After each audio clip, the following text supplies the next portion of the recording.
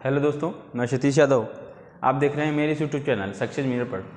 दोस्तों, मैं जो क्रम लेके चल रहा हूँ आर बिहार टीचर भर्ती या SSC GD Uttar Pradesh police का, अभी तो पेपर में 11 फरवरी को उत्तर प्रदेश पुलिस का डेट भी आ गया है। एग्ज़ाम का अभी फॉर्म नहीं भराया हुआ है। देखिए दोस्तों, देखिए क्या होता है, कैसे कराया जाता है। उसी क्रम में आज जो पॉलिटी पढ़ा रहे हैं, पॉलिटी में आपको राष्ट्रपति, उपराष्ट्रपति, प्रधानमंत्री, महान्यायवादी, निरंतर लेखा परीक्षक जो क्रम पढ़ा चुके हैं उसको आप वीडियो जाके देखिए। आज उसी क्रम में आपको राज्य की कार्यपालिका, जिसमें राज्यपाल आते हैं, उसको पढ़ाएंगे दोस्तों। और इसको देखा जाएगा कि राज्य की कार्यपालिका क्या है, कैसे राज्यपाल काम करते हैं, क्या क्या इनके शक्तियाँ होती हैं, किस तरह से काम यह करते हैं। आज हम इसी के बारे में देखेंगे दोस्तों। चलिए ठीक है दोस्तों, आज हम देखते हैं राज्य की कार्यपालिका। ठीक, देखिए देखो यहाँ पे दिया है राज्य की कार्यपालिका। दोस्तों, जिस तरह से पढ़ाते चलें उसी तरह नोट्स बनाते चलिएगा। इस पे बोर्ड पे देख के ना उतरिएगा। ठीक, जैसे बताऊँ वैसे ही बनाते चलिएगा। ठीक, राज्य की कार्यपालिका की बात की जाए तो राज्य की कार्यपालिका 4 भागों में बटी है। ठीक है, पहला तो राज्य के एक राज्यपाल होंगे, उसके बाद उसके मुख्यमंत्री होंगे, उसके बाद मंत्रिपरिषद भी काम करेगी, महाधिवक्ता भी कार्य करेंगे। जैसे मैं आपको बताया था, राज्य के राज्यपाल जैसे केंद्र में राष्ट्रपति होते हैं वैसे राज्य में राज्यपाल होते हैं। ठीक, मुख्यमंत्री जैसे केंद्र में हमारे प्रधानमंत्री जी होते हैं वैसे यहाँ पे मुख्यमंत्री जी होते हैं। उसके बाद मंत्रिपरिषद, जिस तरह से प्रधानमंत्री के सहायता के लिए मंत्रिपरिषद होती है उसी तरह मुख्यमंत्री की सहायता के लिए मंत्रिपरिषद होती है। तो वहाँ पे आपको अटॉर्नी जनरल ऑफ इंडिया यानी महान्यायवादी में पढ़ाया था, उसी तरह यहाँ पे महाधिवक्ता होते हैं। इनकी सहायता के लिए, कानूनी सहायता के लिए वहाँ पे महान्यायवादी थे केंद्र में, और राज्य में महाधिवक्ता है। ठीक है दोस्तों, तो आज हम पढ़ेंगे राज्यपाल, यानी इस राज्य की कार्यपालिका में हम पढ़ेंगे दोस्तों राज्यपाल। राज्यपाल क्या हैं, किस तरह से काम करते हैं, चलिए देखते हैं दोस्तों। ठीक, बात की जाए राज्यपाल की तो हमारे अनुच्छेद बात की जाए दोस्तों, कुछ अनुच्छेद इंपॉर्टेंट है जो हमें याद करना है दोस्तों। जैसे हमारे अनुच्छेद 152 में राज्यपाल रखे गए हैं। राज्यपाल की बात की जाए तो राज्य की कार्यपालिका के हेड जिसे कहा जाता है, राज्य की कार्यपालिका के हेड इन्हीं को माना जाता है। जिस तरह से केंद्र में कार्यपालिका के हेड राष्ट्रपति को माना जाता है, उसी तरह से राज्य में राज्यपालिका के हेड राज्यपाल को माना जाता है। लेकिन बात की जाए दोस्तों, जिस तरह से केंद्र में कार्यपालिका की वास्तविक शक्ति यानी वास्तविक शक्ति का हेड किसे माना जाता है, मंत्रिपरिषद यानी प्रधानमंत्री को, उसी तरह से राज्य में वास्तविक शक्ति, कार्यपालिका की वास्तविक शक्ति हमारे मुख्यमंत्री के पास होती है, और राज्य की कार्यपालिका की शक्ति हमारे नाम मात्र शक्ति राज्यपाल की होती है। ठीक, अनुच्छेद 152 बताता है कि इसमें राज्यपाल का पद है दोस्तों, इसमें राज्यपाल का पद है।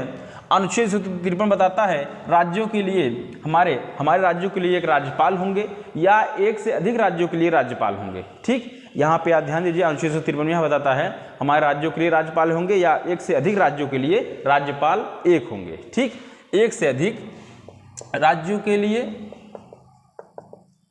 ठीक, या राज्यों के राज्यपाल के राज्यपाल, यह बताता है, यह दोस्तों बताता है हमारे अनुच्छेद 153 में। ठीक, अनुच्छेद 153 में। ठीक, 152 राज्यपाल पद और 153 में राज्यों के लिए राज्यपाल या एक से अधिक राज्यों के लिए राज्यपाल।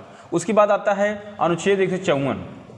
अनुच्छेद 154 को मैं सबसे लास्ट में पढ़ना चाहता हूं दोस्तों, क्योंकि थोड़ा बड़ा है। इनका टॉपिक इधर भी पूरा है, बता दिए हैं। अनुच्छेद 154 में ये टॉपिक है।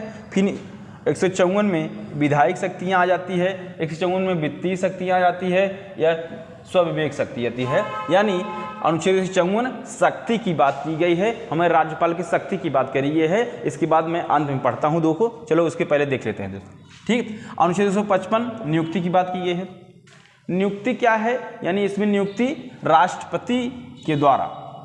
दोस्तों देखिए, नियुक्ति राष्ट्रपति के द्वारा केंद्र के सलाह पर। ठीक, नियुक्ति तो राष्ट्रपति के द्वारा होती है, लेकिन केंद्र के सलाह पर, जो केंद्र में बहुमत दल का नेता होगा उसी के सलाह पर यहाँ पे हमारे राज्यपाल की नियुक्ति होती है। ठीक, कार्यकाल की बात की जाए दोस्तों, कार्यकाल 5 वर्ष या राष्ट्रपति के प्रसाद पर्यंत पर। तो दोस्तों आप कहेंगे कि सर बताइए, को ऑप्शन में 5 साल आएगा तो क्या करेंगे? 5 जब ऑप्शन में डिजिट में आए या 5 साल, 4 साल, 6 साल, 2 साल, तो आप 5 साल लगाइए। लेकिन अगर ऑप्शन में कहीं आए राज्यपाल के, राष्ट्रपति के प्रसाद पेयंत्र पर, तो इसको भी लगाना जरूरी है, ठीक, क्योंकि एक से अधिक हो जाएगा। बात यह है दोस्तों, यहाँ बताए हैं कार्यकाल 5 वर्ष, और यह केंद्र के सलाह की सहायता पे बनाते हैं, हमारे राष्ट्रपति जी नियुक्ति करते हैं। मान लीजिए अगर केंद्र में विघटन हुआ तो जो केंद्र में सत्ता होगा वह राज्यपाल अपना बनाएगा, इसलिए वहाँ पे राष्ट्रपति के प्रसाद पेयंत्र पे इसको बताए हैं, ठीक है। जब विघटन होगा तो अपना राज्यपाल बनाएगा, ठीक है। इसी क्रम में आ जाता है योग्यता की बात करें तो योग्यता अनुच्छेद बताया है 100, और हाँ दोस्तों कार्यकाल का अनुच्छेद 156 में बताया गया है। मुझे कार्यकाल अनुच्छेद किसमें है, अनुच्छेद 156 में कार्यकाल बताया गया है, ठीक। लेकिन योग्यता की बात की जाए, योग्यता 157 में बात की जाए, अनुच्छेद 157, 58 दोनों ही योग्यता की बात करते हैं, इनकी योग्यता क्या है, ठीक। तो देख लीजिए 57, अनुच्छेद 157, 58 योग्यता की बात करता है। योग्यता क्या है देख लेते हैं। यह भारत के नागरिक होने चाहिए, 35 वर्ष की आयु पूरी होनी चाहिए, लाभ के पद पे ना हो, लाभ पे पद पे ना हो, यानी सरकारी कोई जॉब ना करते हों, और दोस्तों संसद व विधानमंडल के सदस्य ना हो। कहने का मतलब संसद विधानमंडल में यानी लोकसभा राज्यसभा के सदस्य ना हो उसमें, ठीक, और यानी सांसद ना हो, और विधानमंडल में विधानमंडल सदस्य ना हो, यानी विधानसभा के विधान परिषद सदस्य ना हो, यानी विधायक सांसद यह ना हो।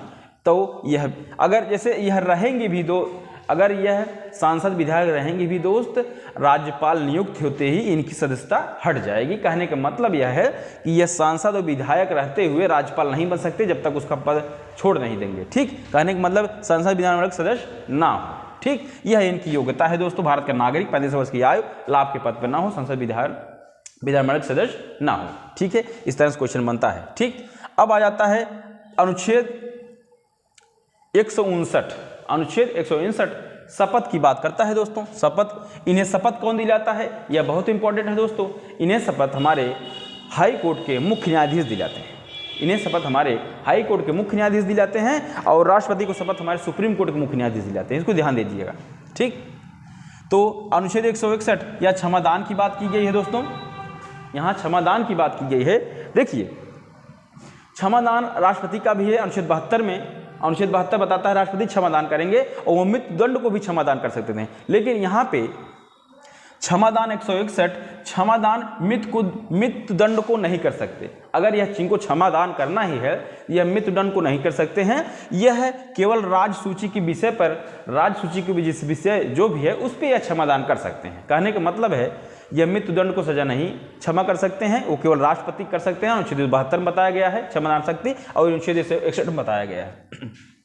उनका अनुच्छेद 72 है, इनका अनुच्छेद 161 है, ठीक। चलिए आगे चलते हैं दोस्तों। अब आता है अनुच्छेद 213 अध्यादेश। अध्यादेश की बात करिए तो राष्ट्रपति जी अनुच्छेद 123 में अध्यादेश जारी करते थे, जिसमें अध्यादेश की बात यह है दोस्तों, जैसे यहाँ पे विधानमंडल में विधानसभा विधान परिषद अगर बंद रहे, कोई कानून बनाना हो, बिल पारित करना हो, तो यह काम ना करती रहे तो राष्ट्रपति अपने हस्ताक्षर पर वह बिल बना सकते हैं, कार्य कर सकते हैं।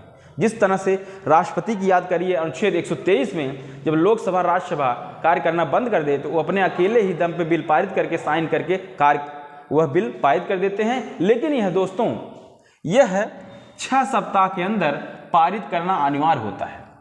यह 6 सप्ताह के अंदर उसमें पारित करना अनिवार्य होता है, नहीं तो यह भंग हो जाएगा, ठीक। यानी विधानसभा द्वारा काम करना बंद कर दे तो राष्ट्रपति अपने राज्यपाल दोस्तों, राज्यपाल उसमें राष्ट्रपति, केंद्र में राष्ट्रपति, राज्यपाल अपने हस्ताक्षर पर कानून बनाता है, लेकिन 6 सप्ताह के अंदर पारित अनिवार्य होता है, नहीं तो यह भंग मान लिया जाता है। वैसे केंद्र में भी है, ठीक है। तो यह अनुच्छेद 123 है, वहाँ अनुच्छेद यहाँ 213 है दोस्तों। यहाँ अध्यादेश 213 है राज्य कार्यपालिका में, और केंद्र में 123 है, ठीक है दोस्तों। उसी क्रम में बात की जाए अनुच्छेद 333 मनोनयन, ठीक। मनोनयन की बात की जाए, वहाँ पे ध्यान दीजिएगा, विधानमंडल में ध्यान दीजिएगा दोस्तों, कहाँ पे, केंद्र में राष्ट्रपति लोकसभा में 2 सदस्यों को एंग्लो इंडियन मनोनीत करता है। यानी राष्ट्रपति केंद्र में लोकसभा से 2 व्यक्तियों को मनोनीत करता था, लेकिन यहाँ पे अनुच्छेद 333 में मनोनयन की बात की जाए तो विधानमंडल में एक व्यक्ति को, एक एंग्लो इंडियन को मनोनयन करता है हमारा राज्यपाल। एक एंग्लो इंडियन को मनोनीत करता है हमारा राज्यपाल, और वहाँ लोकसभा में 2 व्यक्तियों को करते हैं केंद्र में। ठीक, अब हम दोस्तों चलते हैं अपना इनका पढ़ लेते हैं। क्या शक्ति, शक्ति क्या है? अनुच्छेद 154 कार्य एवं शक्तियाँ। देखिए दोस्तों, इनकी शक्तियाँ उसी तरह हैं जिस तरह से हमारे राज्यपाल की है, इनकी राज्य में, उनका केंद्र में है। ठीक, तो बात की जाए कार्यकारी शक्तियाँ में, तो यह नियुक्ति करते हैं। पहली बात तो यह नियुक्ति किसका करेंगे? हमारे मुख्यमंत्री की, मुख्यमंत्री के सलाह पे मंत्रिपरिषद की, राज्य वित्त आयोग की, राज्य निर्वाचन आयोग की, ठीक, जिला जज की, और दोस्तों हाई कोर्ट के मुख्य न्यायाधीश की नियुक्ति राष्ट्रपति करते हैं, लेकिन राज्यपाल की सलाह पर। ठीक है, ठीक, जैसे सीएम की नियुक्ति, मंत्रिपरिषद की नियुक्ति, मुख्यमंत्री की सलाह पर मंत्रिपरिषद की नियुक्ति, राज्य वित्त आयोग की नियुक्ति, राज्य लोक सेवा आयोग, राज्य लोक सेवा आयोग की बात की करते हैं, राज्य लोक सेवा आयोग की नियुक्ति करते हैं, राज्य चुनाव आयोग की, जिला जज की, हाई कोर्ट के जज, इन्हीं के सलाह पर राष्ट्रपति नियुक्ति करते हैं। हाई कोर्ट के जो जज होते हैं इन्हीं के सलाह पर हमारे राष्ट्रपति जी नियुक्त करते हैं। और बात की जाए विश्वविद्यालय के कुलपति की नियुक्ति इन्हीं के द्वारा की जाती है और इन्हें बनाया भी जाता है। ठीक है दोस्तों, तो यह कार्यकारी शक्तियाँ थी, इनकी कार्यकारी शक्तियाँ। और विधायी शक्तियाँ देख लेते हैं। हमारे राज्यपाल की विधायी शक्तियाँ की बात की जाए दोस्तों, विधायी शक्तियाँ का, यह विधायिका का एक अंग होते हैं, यह विधायिका का एक अंग होते हैं। बिल पारित करना, उस पर हस्ताक्षर करना, बैठक बुलाना, विधानसभा की बैठक बुलाना या सत्रावसन करना, और विधान परिषद में 1/6 सदस्यों का मनोनयन करना। विधान परिषद में 1/6 सदस्यों को मनोनयन करना और विधानसभा में 1 एंग्लो इंडियन का। ठीक, तो विधान परिषद में 6 सदस्यों का। उसी बात आ जाता है वित्तीय शक्तियाँ क्या है। वित्तीय शक्तियाँ यह है दोस्तों, मैं आपको बताया था केंद्र में वित्तीय शक्तियाँ राष्ट्रपति का क्या होता है। जब लोकसभा में धन विधेयक पारित होता था तो पहले हस्ताक्षर राष्ट्रपति का होता था। इस यहाँ पे विधानसभा में, विधानमंडल में जब वित्त धन विधेयक पारित होता है तो धन विधेयक पर पहले हस्ताक्षर हमारे राज्यपाल जी करते हैं। तो धन विधेयक पर हस्ताक्षर तब करते हैं राज्यपाल, तब विधानमंडल में पारित होता है। ठीक, और आकस्मिक निधि इन्हीं के द्वारा जारी किया जाता है राज्य में, राज्यपाल के द्वारा। ठीक, और स्वविवेक की शक्तियाँ, स्वविवेक की शक्तियाँ यह बात की जाती है जैसे दोस्तों, जैसे विधानमंडल में पार्टियाँ भंग हो गई हैं, 2 पार्टियों का गिर गई हैं, तो कोई नई पार्टी आती है, उस पर कोई मुखिया चुनने लायक नहीं है, तो अपने स्वविवेक पे ऐसे व्यक्ति को मुख्यमंत्री नियुक्त करते हैं जिससे अपना कार्यभार अच्छा चला सके। तो यह थी इनकी, हमारी राज्यपाल की संबंध में कुछ बातें। राज्यपाल से जो क्वेश्चन उठता है, कार्यकारी शक्तियाँ, शपथ, नियुक्ति, योग्यता, क्षमादान, अध्यादेश कि एक राज्य के लिए होंगे कि 2 राज्यों के लिए किस अनुच्छेद में, और इनका पद किस अनुच्छेद में है, यह सब शक्तियाँ, कार्य जो हम जाने हैं दोस्तों, यह राज्यपाल से संबंधित बहुत ही इंपॉर्टेंट बातें हैं दोस्तों। आज हम राज्यपाल से जितने भी प्रकार के क्वेश्चन बन सकते हैं, तो राज्यपाल से जितने भी प्रकार के क्वेश्चन बन सकते हैं आप ऑप्शन में बनाइए और इसको पढ़ के कहीं आपका गलती हो जाए तो बताइए। ठीक है दोस्तों, आपको अच्छा लगा हो तो लाइक से सब्सक्राइब कमेंट जरूर करिए। ठीक है दोस्तों, धन्यवाद।